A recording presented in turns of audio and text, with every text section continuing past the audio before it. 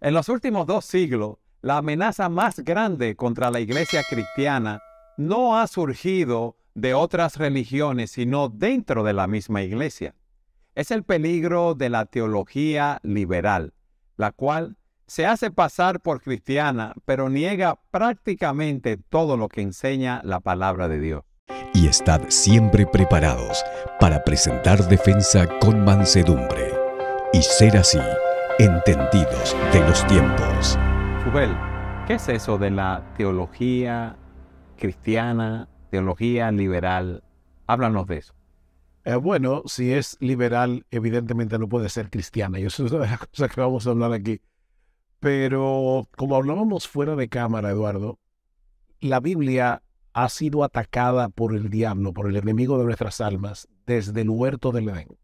Desde que Satanás le dice a Eva con que Dios os ha dicho, él estaba poniendo en duda la integridad de Dios, estaba poniendo en duda la integridad de su palabra. Así que ese ataque ha sido sistemático a través de los siglos, pero ya cuando hablamos del liberalismo teológico, lo que conocemos como el movimiento de teología liberal, es un movimiento que surge prácticamente a principios del siglo XX, finales del XIX, principios del siglo XX, porque luego de la Primera Guerra Mundial, el mundo quedó muy fragmentado. Y muchos se preguntaban cuál es el papel que debe jugar la Iglesia de Cristo para poder reconstruir esta sociedad que ha quedado devastada. Sí. Y algunos decían, bueno, sea cual sea el papel que la Iglesia cristiana va a jugar en esa reconstrucción de la sociedad, indudablemente la doctrina debe jugar un papel fundamental. En otras palabras, estos creyentes entendían que no podemos hablar de cristianismo sin hablar al mismo tiempo de las doctrinas esenciales que definen nuestra fe. Irónicamente, fue precisamente en el contexto de la fidelidad doctrinal donde se libró la batalla más dura que probablemente la Iglesia de Cristo ha tenido, yo diría que desde la época de la Reforma. Es uno de las controversias más grandes que ha surgido en el seno de la Iglesia con la teología liberal, porque ataca los fundamentos del cristianismo.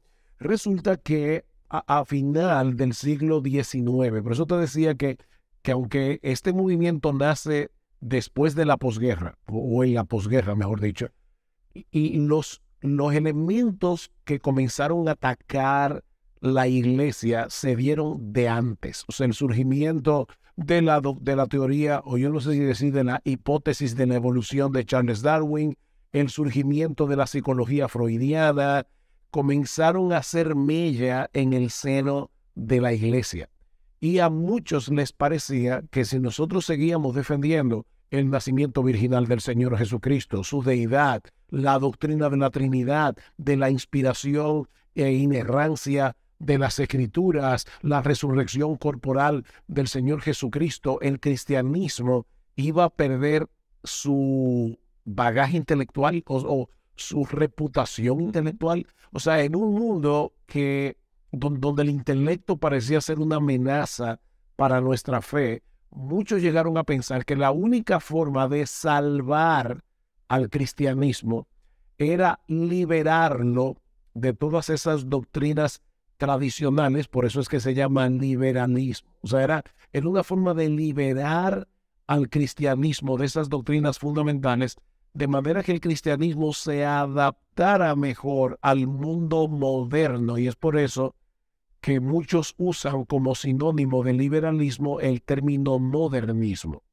Fíjate ya cómo básicamente es este movimiento, no importa cómo se llame, liberalismo o modernismo, surge de un intento de querer seguir presentando la fe cristiana como algo que apela intelectualmente al mundo académico. En otras palabras, ellos se sintieron en cierto sentido, podemos decir, avergonzados de lo que creían y querían equiparar las doctrinas, darle un aire de intelectualidad para que no dijeran que el cristianismo es algo primitivo.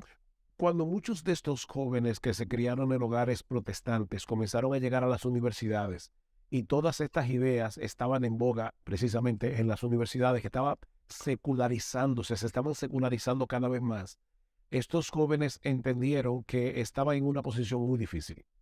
O defendían la fe cristiana que ellos habían heredado de sus padres, defendiendo lo que nosotros creemos, Eduardo, que la Biblia es la palabra todo suficiente, inerrante, infalible, inspirada de Dios, pero a costa de parecer antiintelectuales, o ellos abrazaban todas estas nuevas modas. Y algo que se me olvidó mencionar ahorita, no solamente fue la psicología freudiana, no solamente fue la hipótesis de la evolución de Charles Darwin, también fue la alta crítica. O sea, la alta crítica básicamente lo que decía es, nosotros tenemos que deconstruir las escrituras para poder llegar al mensaje original, porque muchos de estos libros fueron manipulados a lo largo de la historia y un montón de cosas, lo cual tendríamos que hacer otro programa para defender la verdad de que así como Dios inspiró su palabra, también la preservó.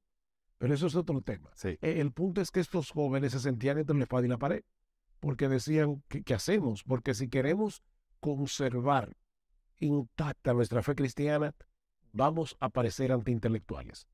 Pero si queremos amoldarnos a lo que el mundo está presentando, aún dentro del contexto de la teología, nosotros vamos a tener que adaptarnos. Y ahí es que surge, como yo te decía hace un rato, el liberalismo teológico, porque ellos querían liberar la iglesia cristiana o el cristianismo de todas esas doctrinas que nosotros heredamos como tradición, pero una tradición sana. No estamos hablando de un tradicionalismo, estamos hablando de esas doctrinas verdaderas de las Escrituras que la Iglesia de Cristo ha defendido a lo largo de más de 2000 años. Pero el cambiar esas doctrinas, Ugel, es destruir los fundamentos de nuestra fe. Estos cambios tan rápidos en el mundo académico, yo creo que no le dio chance a muchos de estos jóvenes a entender las implicaciones de lo que ellos estaban abrazando. Perdón, ¿por qué tú dices que son estos jóvenes? Bueno, porque el impacto de esto se dio primero que todo en las universidades. Pero ahí habían profesores cristianos y personas, muchas de esas universidades fueron fundadas por profesores cristianos. Y seguramente muchos de esos profesores, no solamente en universidades, sino también en seminarios, abrazaron el liberalismo teológico, como sucedió con el seminario de Princeton, que era un baluarte de la verdad en una época, y sin embargo un grupo como Gresham Machen y otros teólogos tuvieron que salir del seminario de Princeton para fundar el seminario teológico de Westminster como una respuesta al liberalismo, y defender la fe cristiana. Pero yo digo muchos de estos jóvenes porque definitivamente son los más vulnerables a ver estas modas y pensar como parece que aquí hay algo que nosotros todavía no hemos contemplado bien, o tal vez mis padres, porque ya están pasados de moda. Porque déjame decirte algo, Eduardo, ese espíritu no es novedoso. Ese espíritu ha estado a través de los siglos en jóvenes que creen que lo que sus padres creen tiene que ser sometido ahora a un escrutinio, cuando la Biblia es la palabra de Dios. No importa la edad que tú tengas. O sea, tú puedes tener 90 años de edad y la Biblia es la palabra de Dios. Y puedes tener 15 años de edad y tener una mente inquieta y la Biblia sigue siendo la palabra de Dios. Pero estos jóvenes fueron arrastrados por ese tsunami ideológico. Y yo no sé si tú estás pensando lo mismo que yo al hablar de esto. Y es que esto no pertenece a principios del siglo XX. Eso es lo mismo que nosotros estamos viviendo en el día de hoy. Porque muchos de nuestros jóvenes, Eduardo, en las iglesias, van a las universidades y escuchan hablar de todas estas ideologías y de la agenda globalista y de que el cristianismo es homofóbico y del movimiento feminista y del movimiento LGBT.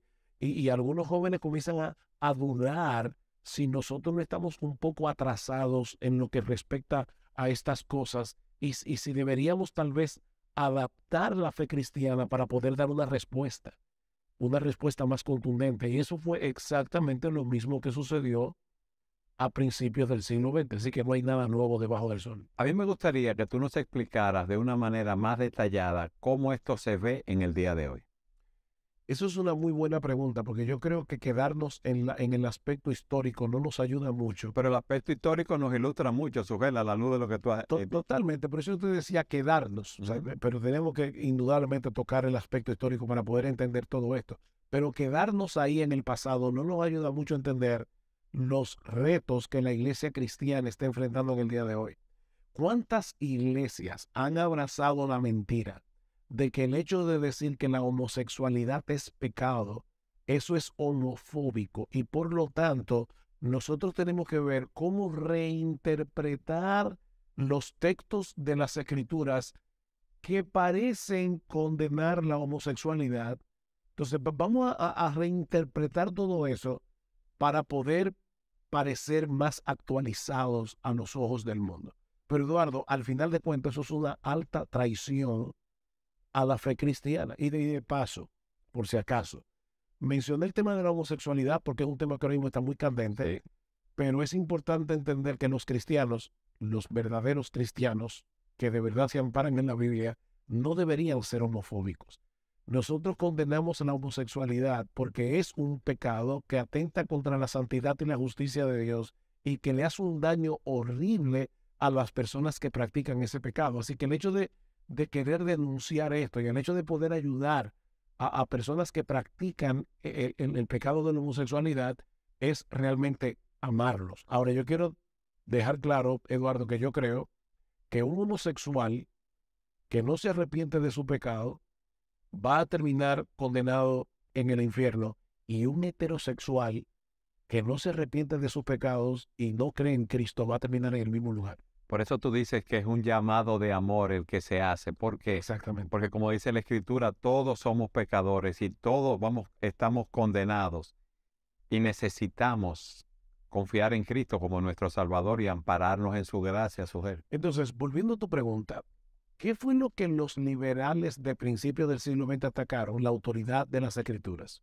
Hablamos de la inspiración en el sentido de que nosotros creemos que la Biblia es la palabra de Dios. Dios inspiró a los autores bíblicos para que escribieran su palabra. De manera que cuando nosotros leemos la Biblia, estamos leyendo cierta y verdaderamente la palabra de Dios. Pero cuando yo entiendo que la Biblia es la palabra de Dios, también me doy cuenta que la Biblia es autoritativa. Es mi máxima autoridad. Y eso fue lo que los liberales del siglo XX atacaron y es lo mismo que están atacando los liberales en el día de hoy. Sujel, eso es como si el maligno hubiera tomado una cabeza de playa, como se dice, para llevar toda esa doctrina, porque esos liberales entonces no eran cristianos. Claro, No, están negando los fundamentos de la fe. Indudablemente, ¿cómo tú puedes ser creyente si tú niegas que Jesucristo es Dios o si tú niegas la expiación de Cristo en la cruz, o sea, que Él nos sustituye en la cruz y paga por nuestros pecados? Si tú niegas la resurrección, Pablo dice, si negamos la resurrección, vana es nuestra fe, aún estamos en nuestros pecados.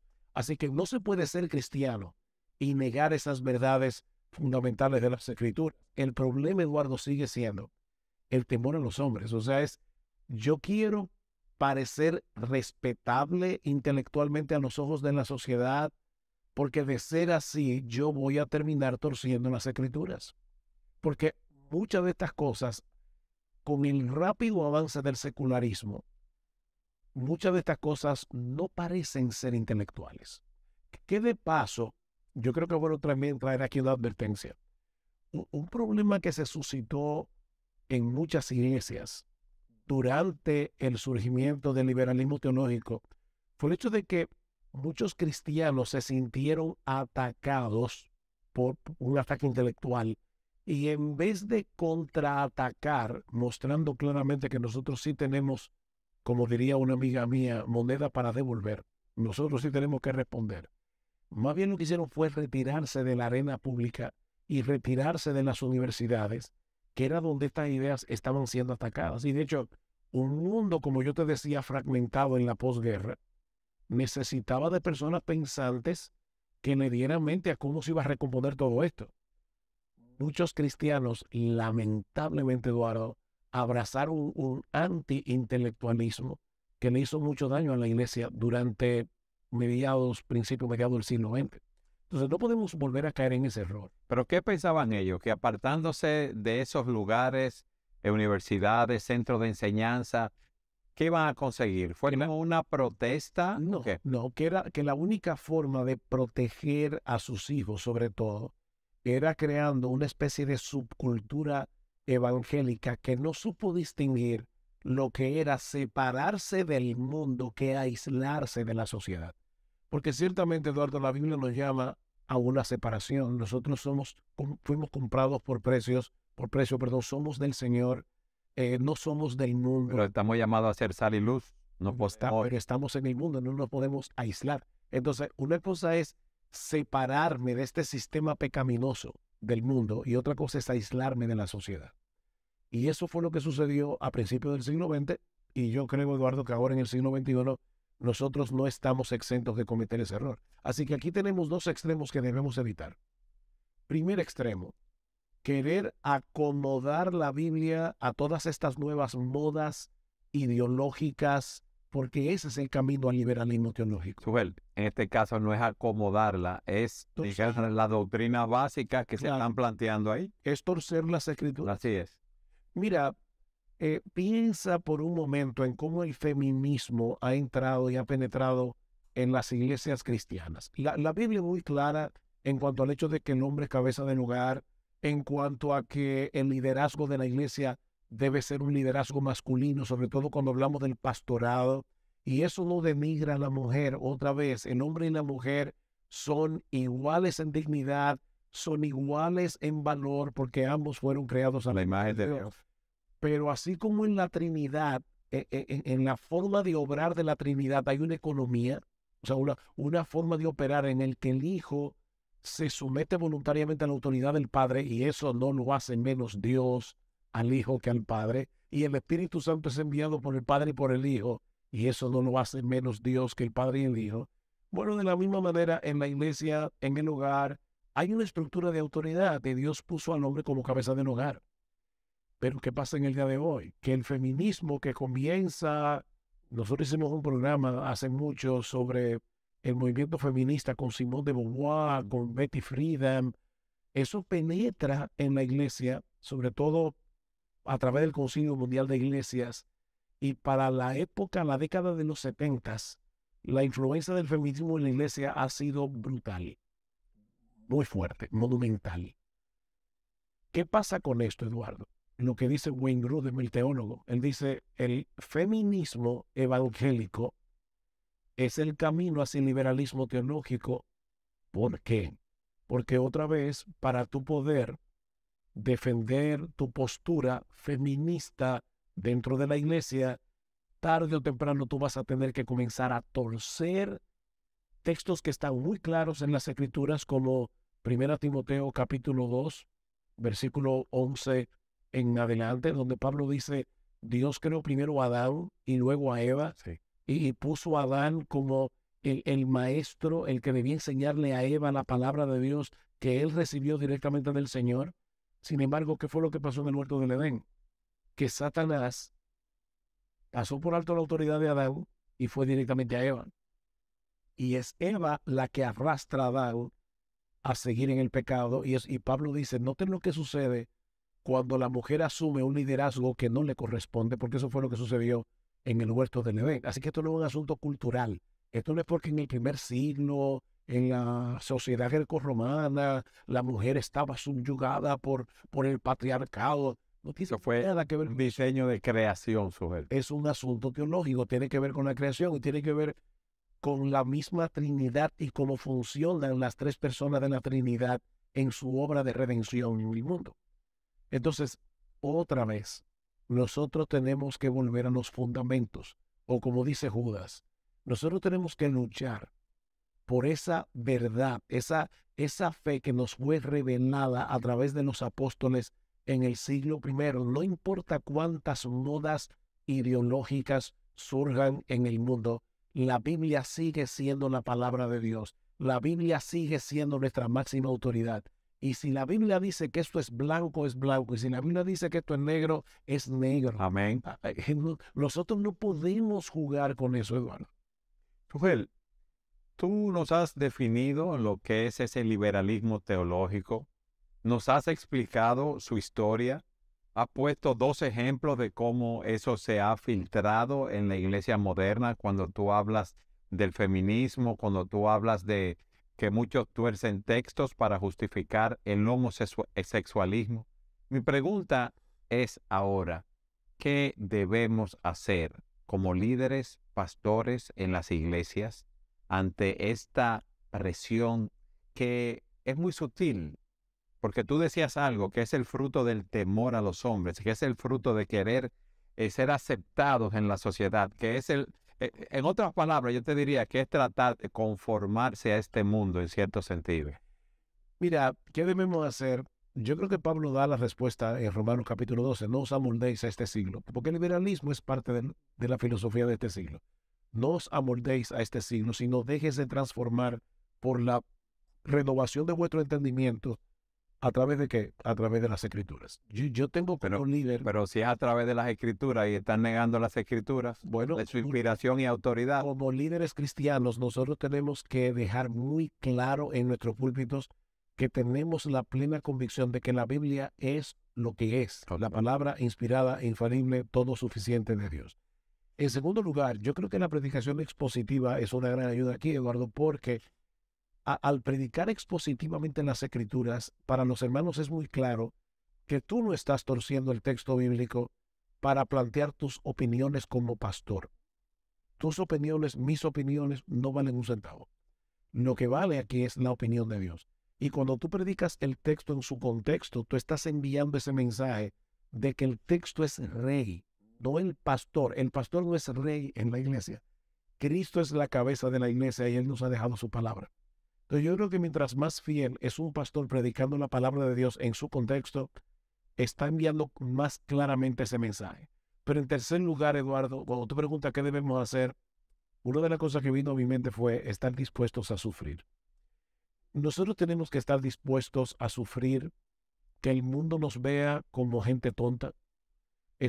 Tenemos que estar dispuestos a sufrir el hecho de que algunos nos vean como personas que no están a la par intelectualmente, pero aún tenemos que estar dispuestos a sufrir prisión si fuera necesario. Tenemos que estar dispuestos a sufrir burla, rechazo, lo que sea, porque es lo que la iglesia verdadera de Jesucristo ha sufrido a lo largo de 20 siglos de historia, y nosotros no somos la excepción.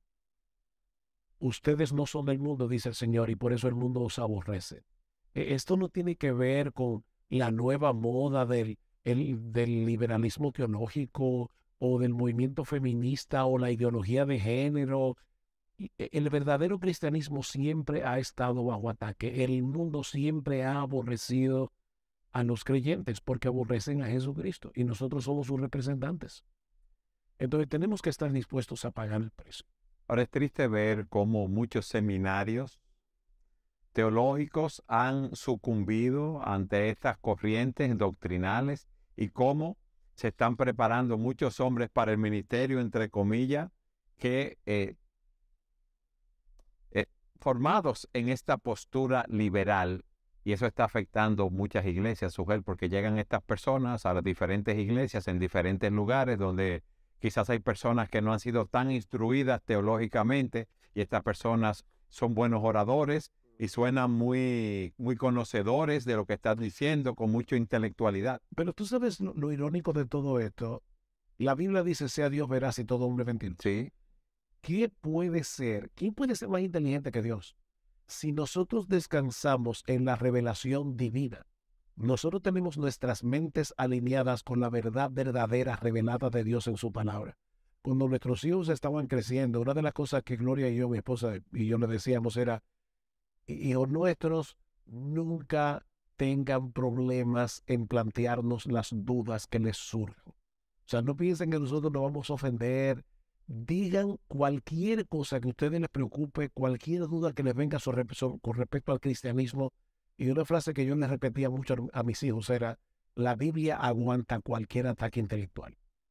Entonces yo no tengo que desechar las escrituras para volverme verdaderamente inteligente. Ese es mi punto. Es lo irónico aquí. No, lo que estamos haciendo es oscureciendo el entendimiento. Profesando ser sabios, se hicieron necios. Entonces, lo que está sucediendo aquí no es que algunos que profesan la fe cristiana se están volviendo más inteligentes y por eso están abiertos a todas estas modas. Lo que está sucediendo Que están cediendo más y se están apartando de la verdad. de la verdadera verdad, de la verdad verdadera. Se Sí. están apartando de la verdadera inteligencia. Porque dice en Proverbios capítulo 2 que es el Señor el que da la verdadera inteligencia. Así que no es apartándonos de la Escritura, es volviendo a ella, que nosotros seremos verdaderamente inteligentes y sabios. Sugel, nos queda un minuto de programa. Una última exhortación. Una cosa es defender teóricamente que la Biblia es la palabra inspirada, infalible, inerrante y todo suficiente de Dios. Y otra cosa, Eduardo, es que yo viva conforme a esa verdad.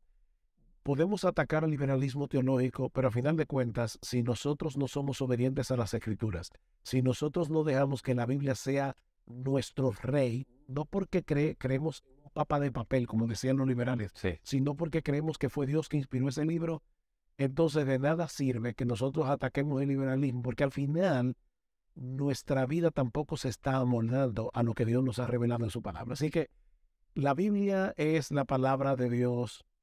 Seamos coherentes con esa verdad. Sugel, gracias porque tú eres un atalaya, un centinela para denunciar esas minas que se están poniendo en la sociedad, en las iglesias, que están afectando a tantas personas. Y al final, lo que trae es confusión. Y el camino que parece derecho, al final es un camino de muerte. Así es, lamentablemente. Y a todos ustedes, gracias por habernos acompañado una vez más en su programa Entendiendo los Tiempos.